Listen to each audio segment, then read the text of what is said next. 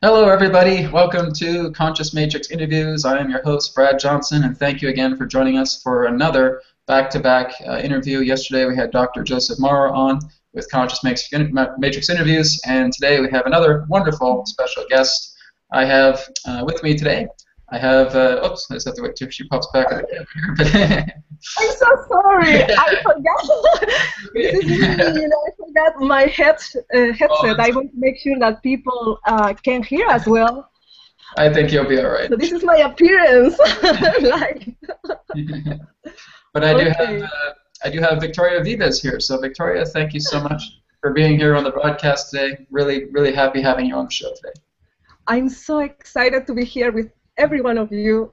It's Absolutely. Just special to be here. Thank you. It's so great to have you as well, too. And everybody that's tuning into the broadcast today, again, you can feel free to leave your questions behind. Just feel free to visit our event page on Google Plus Hangouts, or if you're watching this on YouTube, you'll see the link here where you can add your Q&A. So again, if you have any questions for Victoria, just feel free to use our Q&A app, and you can certainly go ahead and ask questions. So we're just going to get started first by just doing a brief interview with Victoria here, or a brief introduction, I should say.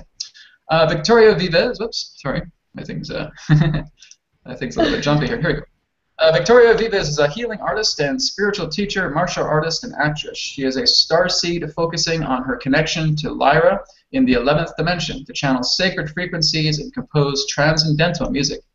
Victoria is also a Reiki and Karuna Reiki master teacher and certified many other styles of healing, as well as a student of shamanism in cross-cultural and Zulu lineages. She was born in Madrid, Spain, where she began a career in professional modeling and progressed naturally into television, appearing in numerous TV shows, including performances alongside Robbie Williams, Diana Ross, and the Platters. In 1998, Victoria experienced a spontaneous Kundalini awakening, bringing her to her spiritual path that includes healing arts, shamanism, martial arts, and channeling of voice, movement, and messages. Soon after, in 2000, Victoria started her healing practice at a Metaphysical Healing Charity group. Now residing in Los Angeles, Victoria continues to expand her skills, learn new healing methods and techniques from cultures around the world, while also sharing her knowledge through art, music, seminars, videos, books, and workshops. Filled with vitality, love, and positive energy, Victoria's extensive background in the entertainment arts and her thirst for living life fully, learning from all perspectives of life, create a powerfully transformational, well-rounded, and fun healing experience in her events, classes, and media. And you can visit Victoria online through her website at victoriavives.com. Well, Victoria, I remember how much of an exciting interview that you and I had when I was on your show, I think it was just about a week or so ago, and being able to have that wonderful experience as well, too. So it's, again, just another fun experience here having you as part of the event here today. So, Victoria, I mean, you have such a very wide range of abilities of everything that you've been doing, from dancing, from singing, to martial arts videos, which is funny, too, because as a kid, I used to make martial arts videos as well, too. Really? Oh, yeah. I was very much into karate and taekwondo and jeet kune do and all that, so I was very much into that. So it was quite interesting. I think I watched one of your old videos where you're doing martial arts. It was quite great. It was excellent. Oh, thank you. That's exciting. I love martial arts. I'm not practicing so much right now.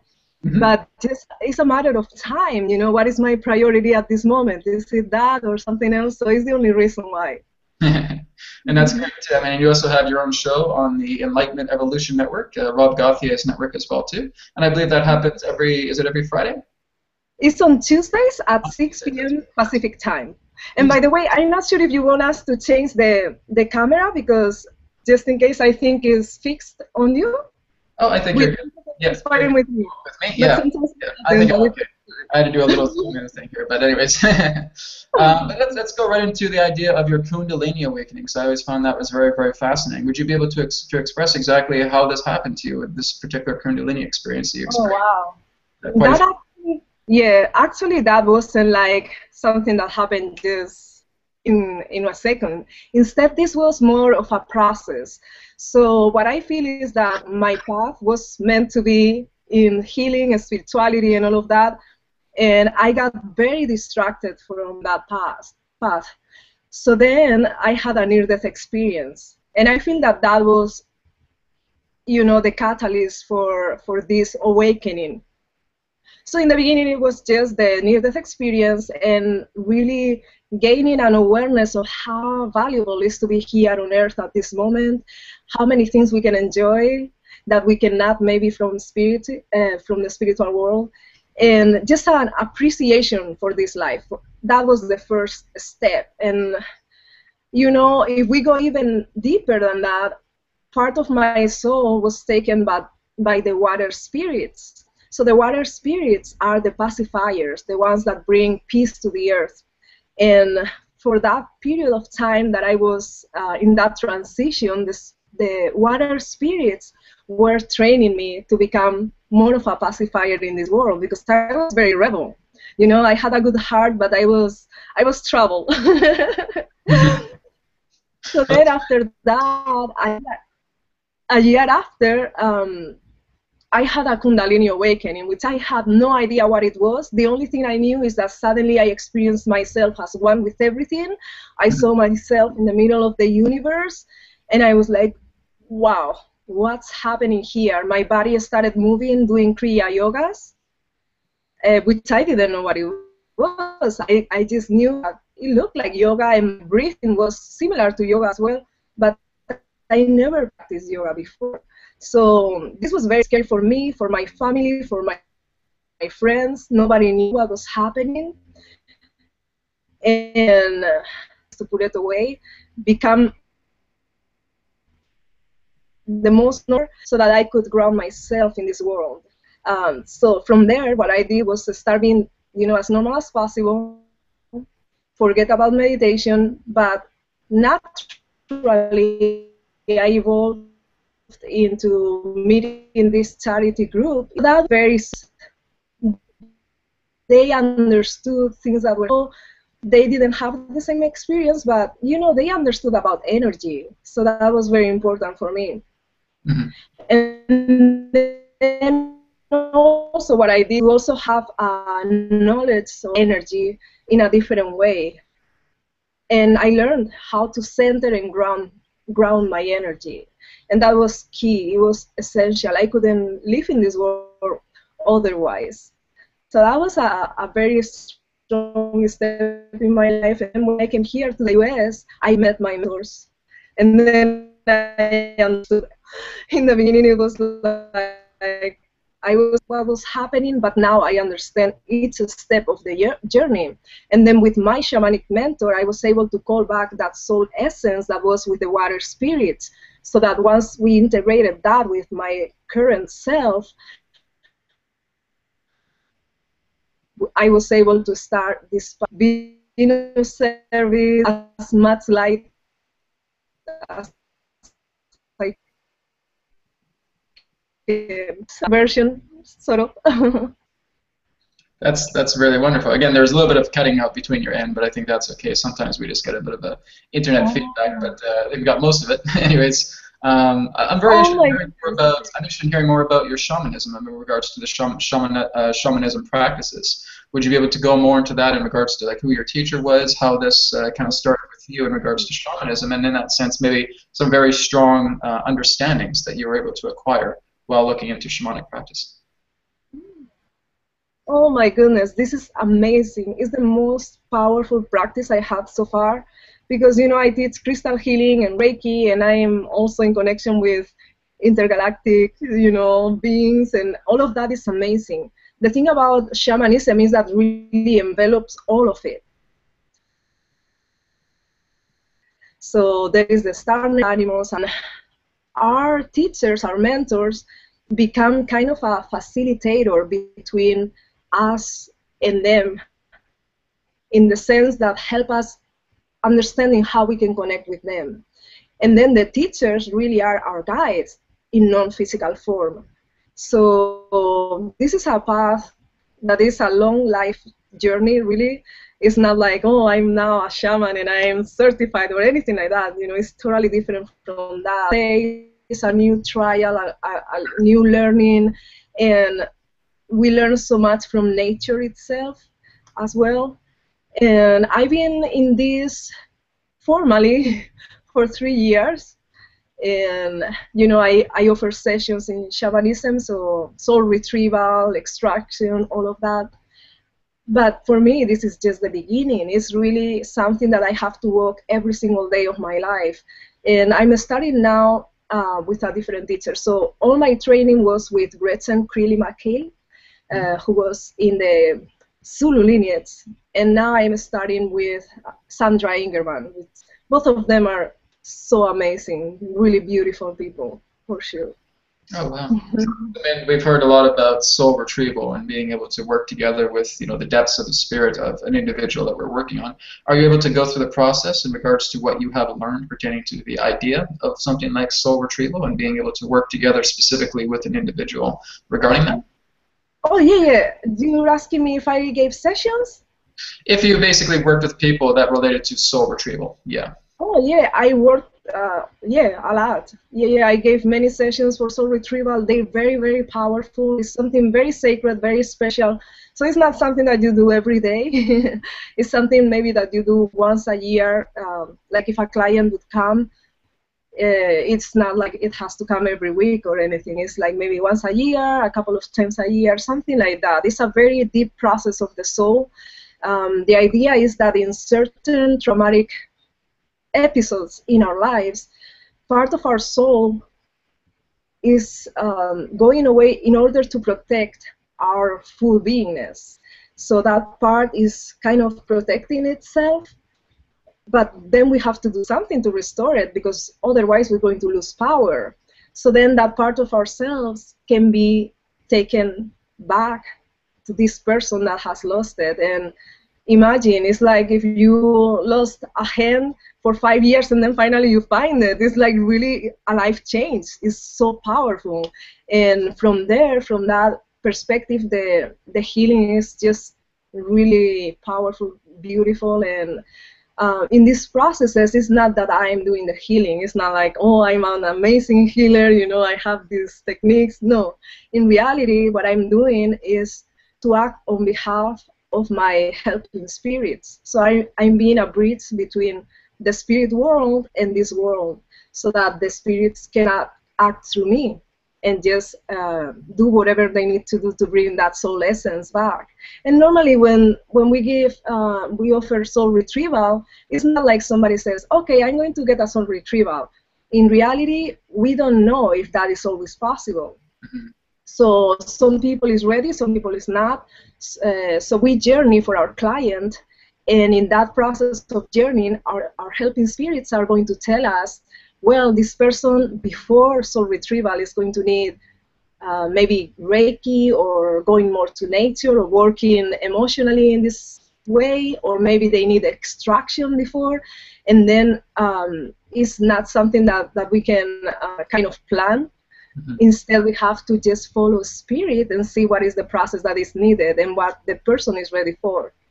Absolutely. Yeah, it's very similar to what I do with body regeneration healing as well, too, is being able to work with the universal mind and being able to connect with that person's energy and then kind of scan their energy and say, oh, okay, well, there's certain things that this person is holding on to emotionally, and it's linking back into their own physical body that may be an ailment, a disease, an illness, whatever it may be. And it's just amazing about how we're able to scan this and really kind of feel what spirit, what universal mind, what the matrix is telling us, and then actually being able to talk to this person and saying, well, this is why this particular ailment, this issue that you're feeling is linked to this emotional state, and this is why you have to look into this yourself. It's kind of like I feel that a lot of these shards of our own soul represent like children that are basically cast into the shadows. And you're basically having to kneel down with the children and just open up your heart and say, anything that I have done that has done you wrong, done you harm, I want to open my heart in full forgiveness. So it's kind of like we're going to a lot of these corners of ourselves, and we're just opening our hearts, we're holding out our hands and saying, come back to me. And it feels like a lot of the shaman has been kind of like the mediator, the bridge between that client and the shards of their soul that really represent these kind of beautiful, young, you could say in that sense, the inner child. Yeah, and sometimes the trauma may have been when they are adult. So there are some soul pieces that may be from childhood, but then sometimes it's something that happens maybe at 40, 50, 60 years old, and still there may be challenging aspects in our lives that we cannot maybe face with the wholeness of ourselves. And that also needs retrieval sometimes. Yeah, yeah. And I always find out that the people who are, the older you are, the more stuff you have to hold on to, right? So it's basically a lot of the people who I've got in 40s, 50s, 60s, 70s, and it's just, like, I don't even know where to begin. It's like looking at a mountain, right? All this mountain of distress and this mountain of debris. But then when you look at the children, they feel so pure. You know, it's like little tiny bits and just very, very small amount. You know, you're just looking at a beautiful child that's only, 5, 6, 7, 8 years old. That's just very, very fresh to the world, and they have still so much youth and so much pure connection to source. And then you look at the older generation and basically seeing all that they've held on to, all that they've buried into themselves. So it's definitely, that's, a lot of us have our work cut out for us when we're looking at those people and seeing the mountaintop of the debris. But, it's all part of the learning and helping people to actually gain the realization, okay, good, now I'm going to seek out a shaman. Now I'm actually going to be able to do this work because I want to clear myself. And I think it's the actual intention of wanting to clear yourself that can bring, even if it's a mountain full of stuff, so to speak, that can bring it into really strong clarity. So that's very, very powerful. So I'm just very happy to see that you've had a very extensive shamanic background. That's wonderful. There was also one other thing that you were talking about in your intro about the 11th dimensional Lyra in consciousness. Are you able to speak a little bit more in regards to Lyra and your connection with this particular constellation?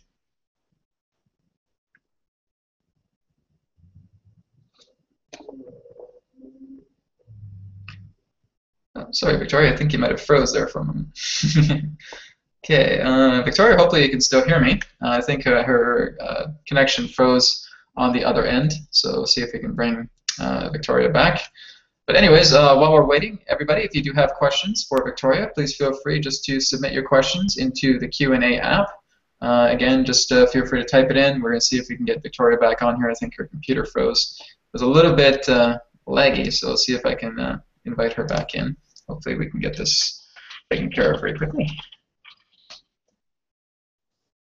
We had a little bit of this problem yesterday with Dr. Joseph Moore as well too, so I think we've been having some internet storms or something like that. I'm going to see if I can just invite Victoria back in, make sure that everything's good.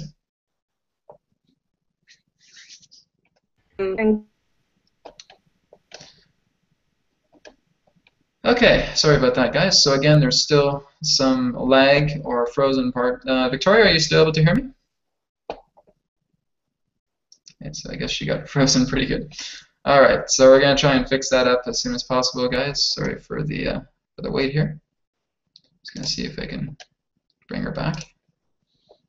See, I'm doing a soul retrieval now on her Google Plus Hangouts, so this does happen. So see if I can get her back into the room here.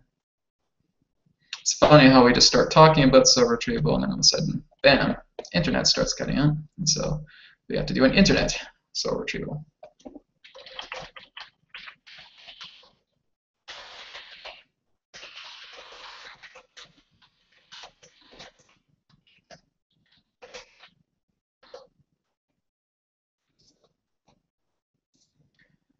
Okay, so we're going to do what we can to move on. But again, everybody, sorry about the technical difficulties that we're having. This is a bit strange.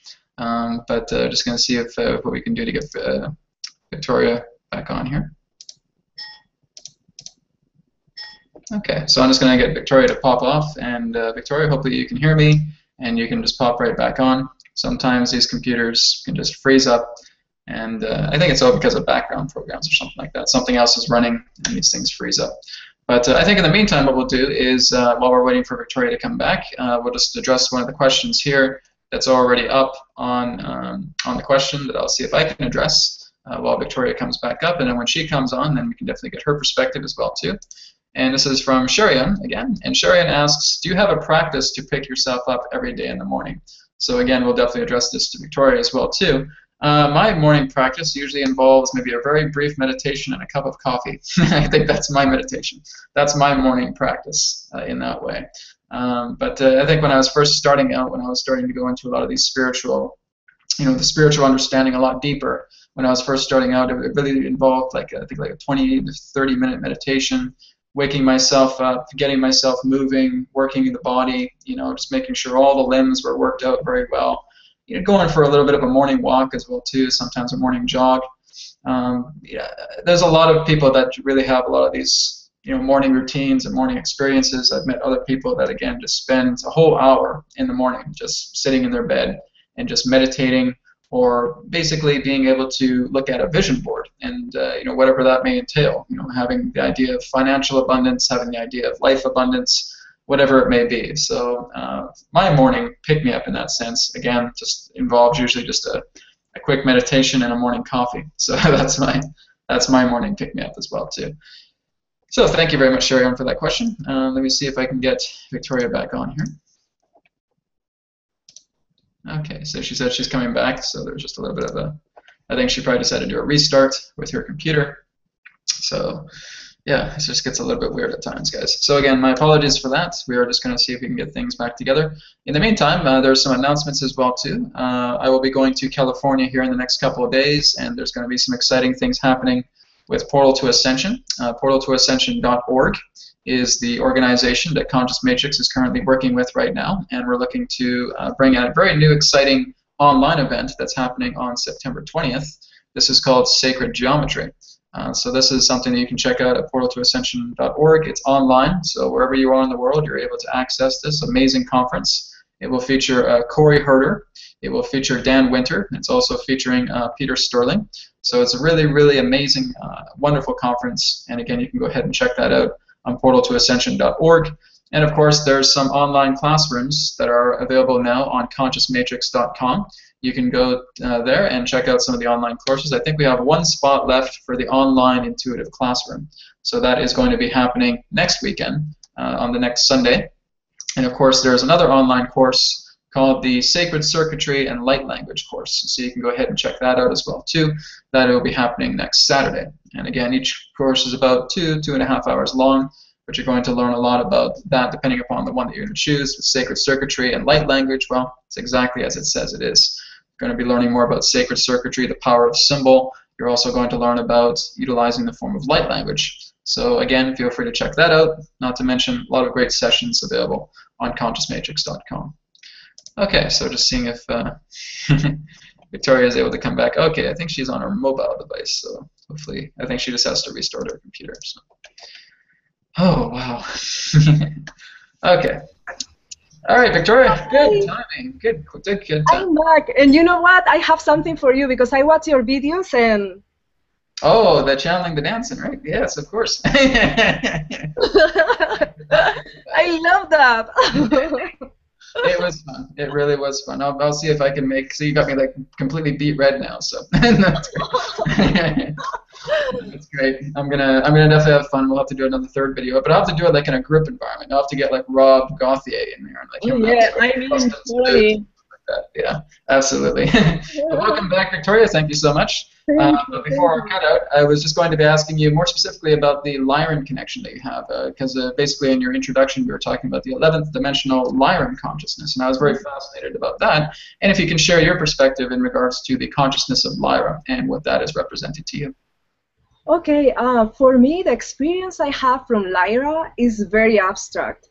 In my life, I'm a very abstract person, so I understand life many times by sounds or colors, frequencies.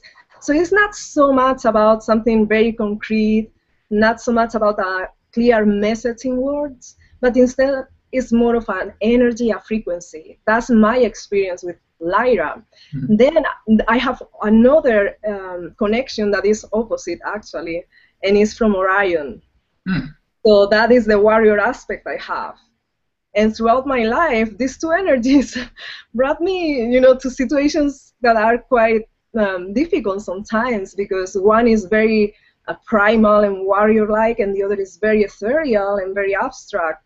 So many times it has been a little bit of a challenge because I surrounded myself by people in both aspects many times.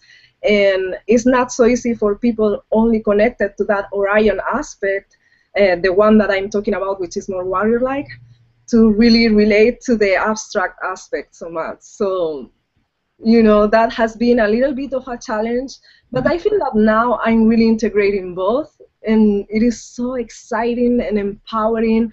And, once again, my work is a little bit that of a bridge reaching both aspects and not saying, oh, this is good and this is bad, but instead these are all expressions of the same source, and together they can create something very special. So yeah, that's my experience from both aspects a little bit. Oh, that's great. That's excellent. And again, all about what you're about, I feel, with a lot of your energy is all about music and is all about dance. And so you were talking about as well too that you were once part of television. I believe it was in Spain, and basically being able to do television there as well too, and working together with some of these really amazing names. Would you like to share more about that, about how that kind of got you into the integration of really using that dance and that music spiritually, and what type of forms of music that you use to assist in your spiritual practices? So it was very, very interesting to me. Because, the music I was used to, it was a lot the music that you listen to in the radio, like the typical music that has not much of a spirituality. Mm-hmm. But I also had a little bit of background on things such as classical music, thanks to my grandmother. So that I'm so happy about that, because it really gave some depth to my knowledge about music. And after that, well, just working in television and touring around Spain, mostly it was everything very superficial, I have to say. Very, very superficial. So that was part of me getting lost in a place that wasn't exactly what I wanted to do. And a lot of frustration of being there and getting to become one of those people that, I don't really want to be. So at that point, it was a great pressure for me to be singing or dancing, because everything was so standard and everything was so not from the heart. Mm-hmm. But instead, it's like, okay, you have to follow this routine. Okay, that's it. Don't do anything out of that because you have to do this. So then what happens is that there is a disconnection from our spiritual presence. And that is what really creates kind of an emptiness in these careers, and many careers, like any art can be taken into a commercial place, and all the beauty, all the spirit that it could contain is lost. So that's what happened to me. So I got to a point that, I had quite a bit of resistance towards dancing and singing, and still I'm recovering a little bit from that. So what really made it different to me, for me, was two things. The first thing was, after my spiritual awakening, my whole life changed, and I didn't know what to do. I only realized the power of our energy and focus, and how some cults were trying to take it off from me. So I said, no, if they want my energy, I'm not going to give it to them. I'm going to give it to me. But I didn't know what I wanted. So I thought back to when I was small, and I realized, when I was small, I wanted to be a singer. So maybe I should just give my energy to that. So I started making music, and this time it was already with a positive spiritual message. Still, kind of radio-like, but with that spiritual message and that wisdom from my near-death experience. So that was actually what brought me to the US, believe it or not. It really brought me here. It was like magic. And once I was here, I continued in the entertainment industry. And if you are familiar with Hollywood, I mean, that is really, really going to a level of sometimes superficiality that, not always, but sometimes it can be very superficial and disconnected from the heart. So yes. I got in that too. And after that, there was like a break in my path that it was, okay, I'm going to leave everything and I'm going to devote myself to healing, to offer healing to others, to teach healing. And from there, I started creating music in a totally different way. It wasn't pressure like before, that I had to follow a routine and a standard. It wasn't something that I did for fame. Instead, it was something that I did for my heart, something that I did for the greater good. So I would ask, what do you want me to express? What should I express today that I'm going to enjoy, and it's also going to be good for everyone. What should I express? So that's how I started recording new songs and doing the sacred frequencies, and now it's a totally different experience for sure. Oh, wow. Now, is there like a certain I'm not sure, like I guess you like spiritual dance class or spiritual dance practices that you do? Because I know that there was an event that you and Rob actually did not too long ago about sacred frequencies and all that. Do you also share, like, in regards to just working along people with the aspect of maybe like intuitive dance? Not that I'm giving myself the cue to channeling dancing, but you know, kind of looking into that intuitive dance and intuitive music as well too, to really help people. And I feel like that's very therapeutic and very strong in the abundance of healing that really just propels you into different dimensions and different aspects of yourself like crazy. Absolutely, yes. You know, one of the things that happen is that if you go to a place like Brazil or any tribes in Africa, you know, they're going to be expressing themselves freely with dancing and singing, and that really suppress any depression, right? But here we are so intelligent and so advanced that we have to be very serious and formal, you know. So that what happens is that cuts off our connection with the spirit sometimes. And also, for example, one of the classes that I was teaching was for awakening the divine goddess within. So in this class we would do belly dance and just self-expression of our sensuality. And I don't teach that very much, but every time that I teach it, it's an amazing experience. And in the same way, I also teach classes about sound, how we can affect things around us and within us with sound. You know, when we use our voices, it's the only thing that we can use that goes from within out. So it's going to touch all of our organs, and it's going to really transform and attune all of our energy. Sound is something that needs to travel through our particles of our bones, our tissue, our blood. In order to sound, they need to really pass through our organism. So it literally transforms the energy that we have and the frequency that we carry. Wow. And also as well too with your wonderful radio show as well too. Would you like to share in regards to how that has been going, and you know, what you're sharing in regards to the radio show that you have through the Enlightenment Evolution Network? Because it's getting very, very well received, and being able to share in regards to how that experience has been with you.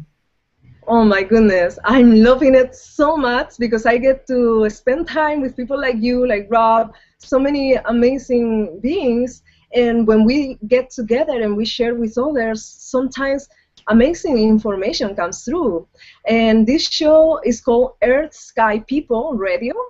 And Earth is representing all of our connection with the Earth and, you know, natural living, nature, all of that that is so important for healing and for being in alignment with our soul. And then Sky is representing more all of the extraterrestrial life, extra-dimensional life, all of that spirituality. So what I found out is that when I started going into things such as living off the grid and spending time in nature, you know, primitive skills, things that are very much related to Earth, some people maybe didn't relate so much to spirituality in the sense of extraterrestrial life and things like that. And on the other hand, some people from extraterrestrial life and all of that maybe are not so focused on the primitive skills and connection with the earth, edible foods that you can find in the mountains. So I thought, you know, if I can be, once again, the bridge and put both together, and, you know, so that some people from earth, very focused on earth, learn about sky, and some people from sky learn about earth, because I feel that we need all of us. You know, each person has a different gift that is bringing to the world, so we need all of us, and if we can get together in harmony, learning from each other, that's what I wanted to express in this show, and it's been really, really amazing. I totally love it. Absolutely. I mean, let's look into that a little bit more about, you know, being able to express the harmony into the love. If, you know, if someone really wants to come up to you and says, you know, Victoria, what can I really do, you know, to really express the harmony, the love, the centering, the balance that I have? Maybe they're feeling that maybe their job's not doing too well, or they may have a problem with a relationship. What's some of the particular form of process that you would do to assist others in regards to helping them understand more about their balance, more about their harmony, and how they can bring that out to themselves? For sure, I feel that we need an awareness of the gift that this life is for us. So I feel it's very important to do our best to honor what we are here for. So, for example, for someone that is trapped in a job from 9 to 5, and you know, some people may enjoy that, but if you are not enjoying it, I would certainly focus on what is what I really love, what I really would like to do. What would I do that I even wouldn't mind not getting paid for it? And I would go for that for sure. And the universe is going to conspire so that you can get to that, because it's the gift that we need from you. So for sure, you know, step by step, you don't need to jump in the void. I normally jump in the void. Like, I like to jump in the void because when I know what I want to get it right now. But you don't need to do that because sometimes, you know, it may be risky, maybe. So if you feel like jumping, great. But if you feel like, you know, you maybe want to go step by step, that's totally fine. But making sure that even if it is little by little, you progress into something that you really love. And this may be just each day dedicating 30 minutes to connect with what you want. Let's say that you are working in an office and you would like to be a singer. So every day, 30 minutes, doing something focused on that. It can be watching a video of somebody singing. It can be go take a class for singing, you know, and then you start expanding that time that you dedicate to that and creating something that is more tangible, whether it is recording a song with someone, whether it is writing a song, and even if you have it on paper. So little by little, making sure that part of your energy is redirected to this. So that balance between, okay, security and passion, you know, what are you passionate about? So start giving some of your energy gradually to that passion and make sure that you honor that in your life, because you may get some surprises. And, you know, sometimes it takes that. It takes a lot of faith, but when we leave behind what is not us, then we are fully supported. So I really encourage, you know, for those who are watching and that are thinking of maybe a career change, to really start exploring that. And in my classes of energy healing, I have more and more people that are coming that are in different careers, and they all feel this spiritual calling that they really need to honor. And amazing miracles happen. I see people come in and they change their lives in a way that, I mean, I couldn't imagine, really. So trust the universe. There is a plan. One of the best forms of advice as well, too, is to trust the universe as well, too. And we are going to be taking into questions as well, too. But, you know, going back to that flow of, you know, being able to trust the universe and really listen to yourself, you know, this really just kind of creates the idea for me, too, as well, to, start channeling the dancing again? Oh, my goodness. Right. Oh, no. Can I? Oh, right. Yeah. I had to do a little bit of a segue there. So. Right? It's the energies, right? It's just, everything's just so wonderful. Everything's fantastic talking to you. So. All right. So now we got the channeling, the dancing out of the way. We are going to go ahead to get our first question here, and we have our friend Sherian online. And Sherian asks, do you, Victoria, do you have a practice to pick yourself up every day in the morning? Well, you know, I'm not always as good as I would like about that, because I feel that there are so many different things that I can do, and sometimes I don't. So I feel that some of the powerful experiences I had were a lot through my voice. So if I get up and I chant something that I channel, or maybe I chant a mantra, or I play the singing bowl, a crystal bowl, all of that really helps me attune in my energy. So that has been one of the powerful ones. Even just focusing on our breathing. So this is what happens. When we are focusing on our breathing, is very powerful. It really gives us awareness about the present moment, about our bodies. We start becoming more aware if we are breathing like swallow. How you say when it's not deep? You know? Shallow. Yeah. Shallow. So when we are breathing like that, we are not nourishing our body. So we start feeling not as strong, not as powerful. So if we take a moment to really just breathe in the air, becoming aware of that nourishment that comes from the energy that comes to us, that is one step. Now, to take it to the next level, the other thing is voice. So we have that awareness of the breathing, and then we use it with voice. And together, they are very powerful. That's one of the reasons why singing can be really harmonizing for our energies, because when we are singing, we start breathing in a different way, and that really helps very much. So if you are aware, if you are able to do that, because sometimes we have neighbors and we don't want to to do this, but even if it is soft, and you start just focusing on that, just that emission of your voice and your energy in that way, it can really, really tune in your day. So that would be one of the things that I really like. Oh, that's great. I mean, even when you were offline and you were trying to get back on here, I was asking that question myself as well too, because Sharon was asking, is there a daily routine that I practice? And it used to be the idea that I'd wake up for morning meditation and spend a little bit of time just kind of connecting to myself and getting that energy. Back in the earlier times when I was first starting to awaken and doing go for a walk, go for a nice morning jog in that way. Now I think the extension to my mornings is basically a brief little meditation and a morning coffee. That's the extension to my morning. That's my morning as well too, because I just feel you're just always connected 24/7 to the. That's what I wanted to say. Yeah, exactly. I feel that it should be always keeping some awareness of the spiritual world, of the unseen. Always keeping that connection in everything, listening to every single thing around us that is speaking to us. Yeah. And this is easier to do in nature. In nature, everything is really, really connecting with us if we are open to it.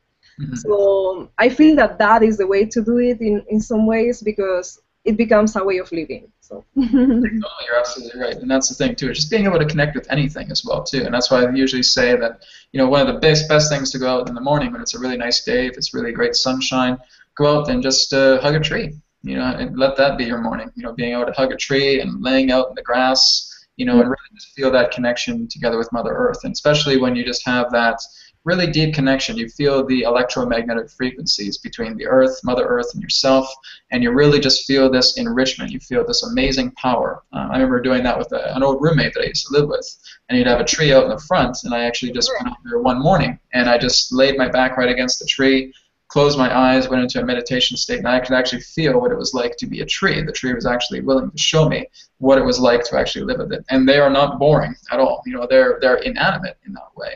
But the energy that they have is that they're powerful resonators. They're able to actually communicate with any other microcosmic form of nature on the planet. They're actually receiving signals, thought signals from other planets to where nature exists. And they can actually talk to other nature on other planets as well too. Wow. It's magnificent, and it was just like a beautiful kind of like oak tree that was out in front of my old friend's front yard, and just being able to connect with that, and it felt like a mother that was just caressing a newborn baby. It felt amazing, and you just felt so secure, and you feel all this visions of this powerful energy of have this one little tree, and being able to communicate with all other forms of nature on the planet, being able to receive signals from other forms of nature on other planets. It was exceptional. So go out and hug a tree. Go out and meditate by a tree for the morning. I think that's a wonderful form of advice for you, Sharion. You can go ahead and do that. And I feel that we are getting ourselves, like humans, are getting back to that interconnectedness, because everything is in the grid of life. So they can connect with everything, the trees, the animals, but we are kind of disconnected because of the way of living that we have. But I feel that we are getting back to that connection, so I'm very excited about that. Oh, absolutely, for sure. I can definitely feel that as well, too. And we have another question here from Greg, and Greg is asking, is there any connection between soul retrieval to find the shards of our soul and gather them back to ourselves, and the concept of Adam Kadmon and Tikkun in terms of world peace and unity? So I guess just a feeling of a connection between soul retrieval to find the shards of our soul and gather them back into ourselves. Okay, so the second part I didn't understand it so well. I wasn't too sure about that either. So, other references of other people, but basically I think the question is just looking into a method that I wonder if this person is talking about Kabbalah. Maybe. Kabbalah, which I know but not very much, so I would not be able to say very much.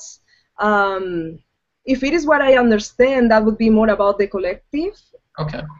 Which, of course, our external world is going to be a reflection of our internal. So for sure, the more we create that wholeness within ourselves with all of those shards, for sure we're going to help the collective. So in that sense, if it is what I understand that you are asking, then yes, it would be a way of seeing it. When we are working in shamanism with soul retrieval, we are focusing in one person, just in one person. And we are focusing on how that person has an amount of soul essence. And when that essence has been maybe taken by someone, or maybe they have taken some essence from someone else, and sometimes without realizing, that becomes a burden for both of them. Because it is becoming a loss of power for the person that loses the essence, and the person that gains that essence cannot use it because it's not theirs. So it becomes a burden. So for sure, balancing that out, and for each of us to have our full essence, it can for sure transform the world, or our collective as well. So I'm not sure if I answered your question exactly. Sound great. So a lot of insight there, so definitely very good. Let's move on to Heart Center 333, and Heart Center 333 asks, can you explain how to balance the yin and yang energies inside of the self to help facilitate personal healing? Like to really get your energy, your chi, your prana, etc., to really get it to really start flowing in your body. So everything is going to have that yin and yang aspect that can be thought of in so many different ways. And, you know, I feel that life is a lot about that, about balancing things. We are, as a being, we are always looking for balance. We are never in true balance. We are always balancing ourselves.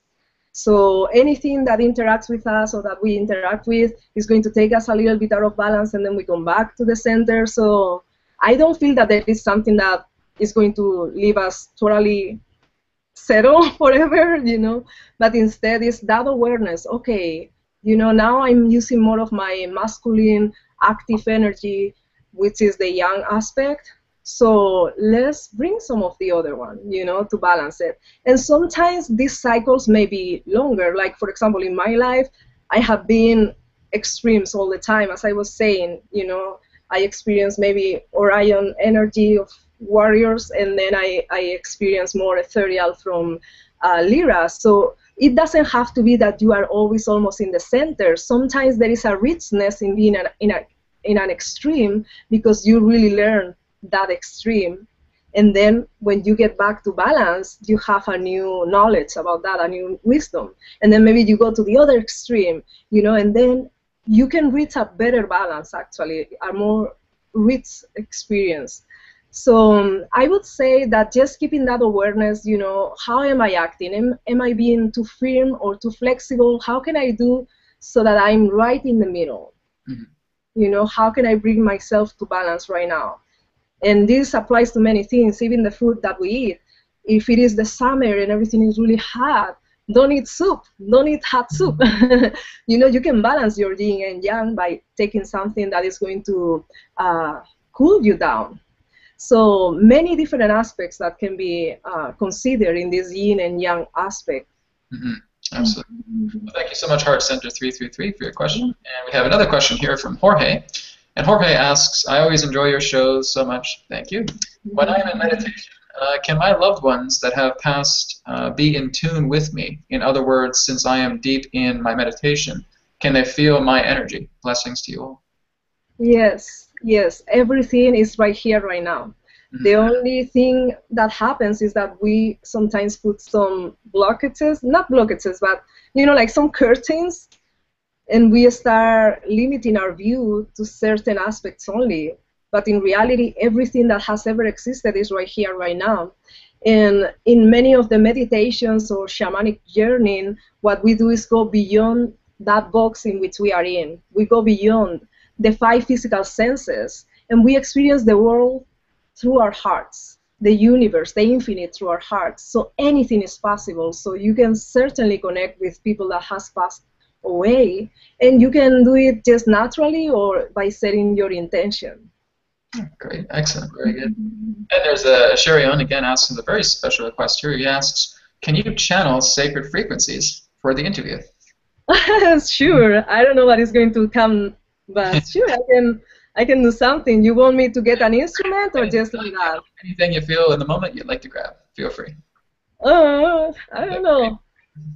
Okay, just with nothing. Okay? Suggestion, it's great.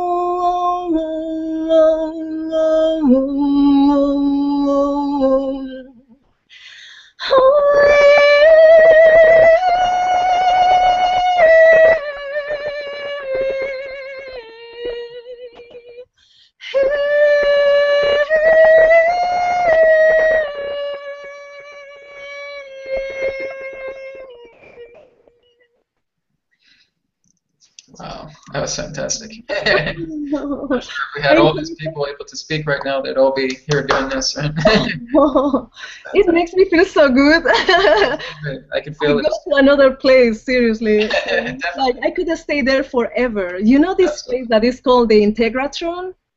Oh wow, that's awesome. That's amazing. So I went once there and I started singing and I won't stop.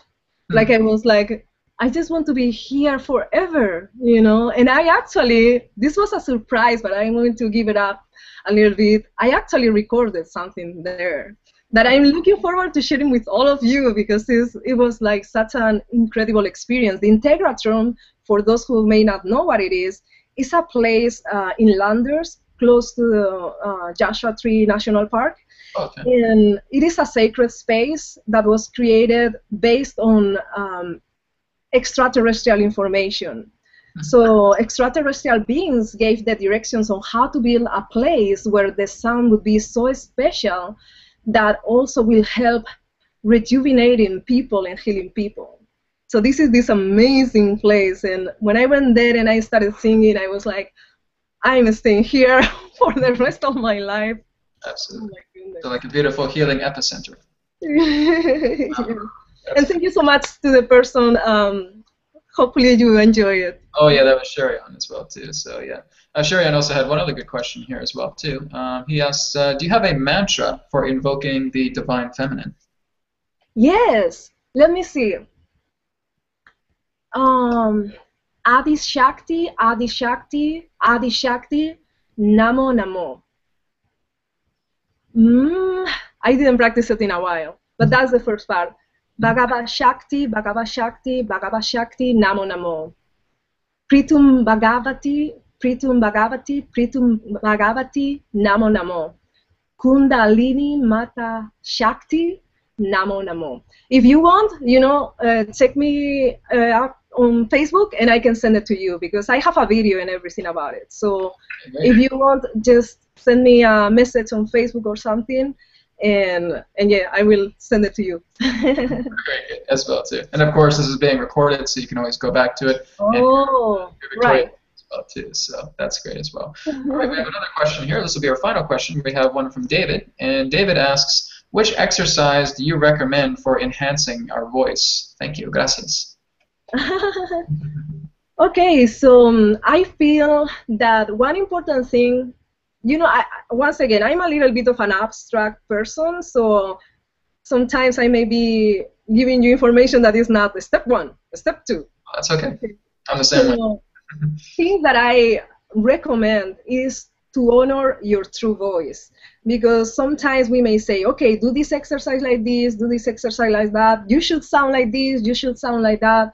But each person should sound how they sound. So I feel that there should be less rules about how we sound and just more of exploring what comes through naturally. Becoming more that channel to see what comes through to you, through you. So I feel that that is a very important thing, because if you try to fit in an exercise or something like that, sometimes it's going to limit the potential that you have. So that is something that I really encourage you to practice. And then if you want something a little more technical, breathing for sure is very important. So sometimes just breathing in, making sure that you are breathing in your hara, in your belly. You can even sustain the air a little bit there, and then gradually release the air slowly, as long as you can, you know, slowly, slowly, slowly. Then start relaxing your jaw and allowing that air to come out with a little bit of sound, but very natural. It doesn't have to be like perfect, like this, but very relaxed, because the more that you relax your instrument, the more able you're going to be to channel anything. Mm-hmm. So after that, you can start listening to maybe a piano, a keyboard, different notes, and do your best to match those notes, because you know that it would be a little more of the standard way of singing, that we have to be in pitch, right? So you can do that so that you educate your sound, your ear, and you are in pitch. So just start doing the same, breathing into your belly and release the sound, relax, but now in a pitch.